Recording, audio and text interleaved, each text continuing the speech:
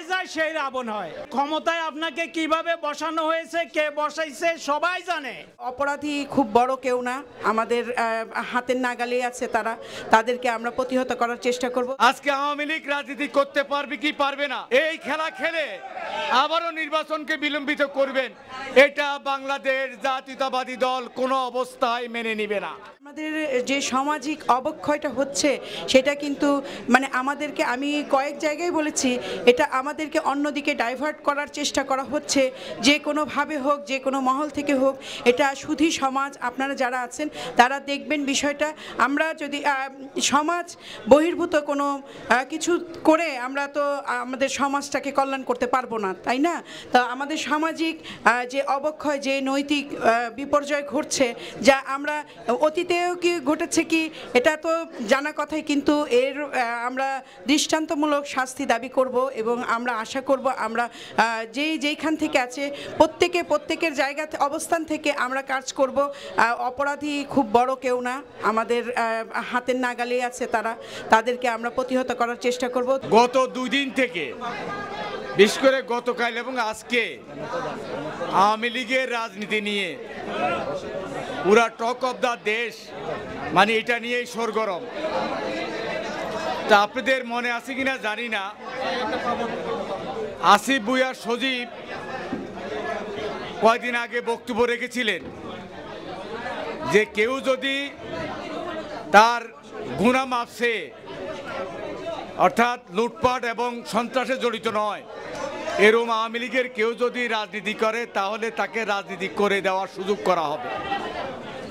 তা আমি দেখলাম যে গতকালকে আজকে অনেকেই এই আওয়ামী লীগের রাজনীতি করবে কি করবে না এটা নিয়ে পুরা সরগরম শুরু হচ্ছে। আমরা বলতে চাই যে আওয়ামী লীগ 5 তারিখে যে অভ্যুত্থান হয়েছে, সেই অভ্যুত্থানে এরকম একটা অভ্যুত্থান বাংলাদেশের ইতিহাসে হয় নাই, যে অভ্যুত্থানে বাইতুল মোকাররমের খতিব পর্যন্ত পালিয়ে যেতে বাধ্য হয়েছে। তো সুতরাং এই অভ্যুত্থানের পরে এদেশের মানুষের মনোজগতে একটা পরিবর্তন এসেছে। এখন কে রাজনীতি করবে, কে রাজনীতি করবে না, এটা নির্ধারণ আমরা কোনো রাজনৈতিক দল করতে পারি না। এটা বাংলাদেশের জনগণ এটা ঠিক করবে। নির্বাচনে তাদের নিবন্ধন বাতিল হবে কি হবে না, রাজনীতি করতে পারবে কি পারবে না, এটা বর্তমান ইন্টারিয়াম যে সরকার আছে তারা নির্ধারণ করবে। এখন গোলাপানিতে মাছ শিকার করার জন্য কিছুদিন সংস্কার বলে জাতীয় সংসদ নির্বাচনকে বিলম্বিত করা হচ্ছে। আজকে আওয়ামী লীগ রাজনীতি করতে পারবে কি পারবে না, এটা জনগণের উপর ছেড়ে দিন।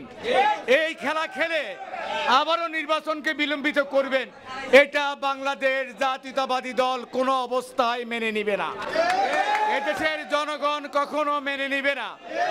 আরেকটা কথা বলতে চাই, বাংলাদেশ জাতীয়তাবাদী দল বাংলাদেশের একমাত্র লরিয়েল নন্দিত।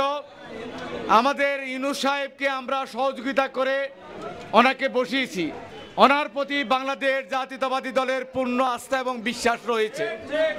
আমরা আশা করব জাতীয় সংসদ নির্বাচনের পূর্বে যতটুকু সংস্কার প্রয়োজন ততটুকু করে এদেশের মানুষের প্রত্যাশা একটি জাতীয় সংসদ নির্বাচন, অবাধ, সুষ্ঠু, নিরপেক্ষ এবং গ্রহণযোগ্য নির্বাচন দেওয়ার জন্য আমি অনুরোধ করব, কাল বিলম্ব না করে অতি দ্রুত এদেশের মানুষের কথা চিন্তা করে একটি অবাধ, সুষ্ঠু, নিরপেক্ষ নির্বাচন দিয়ে আপনারা সম্মান নিয়ে এখান থেকে বিদায় হন। আমি একটা কথা বলি, রাজনীতিতে আমি সবার জন্য এটা প্রযোজ্য, আজকে বাংলাদেশে এটা অত্যন্ত বেশি প্রয়োজন।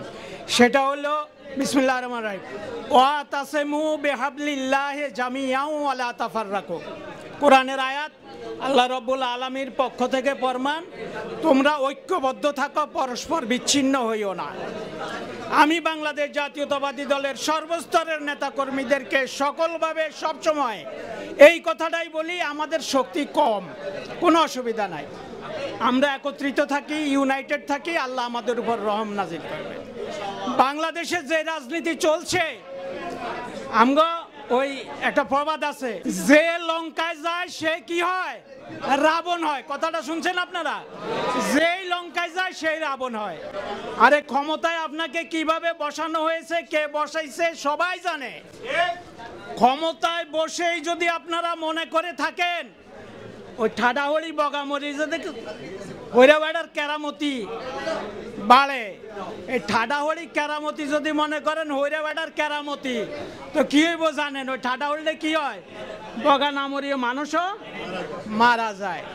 আপনারা সময় আছে, সুযোগ আছে, দেশের প্রতি, দেশের মানুষের প্রতি ভালোবাসা দেখান, দেশকে ভালোবাসেন।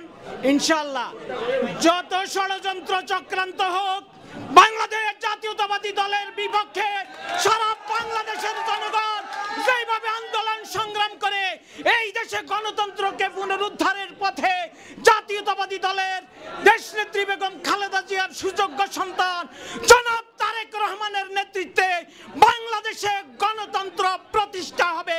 সেই প্রতিষ্ঠার পথে আপনারা সবাই ঐক্যবদ্ধ থাকবেন।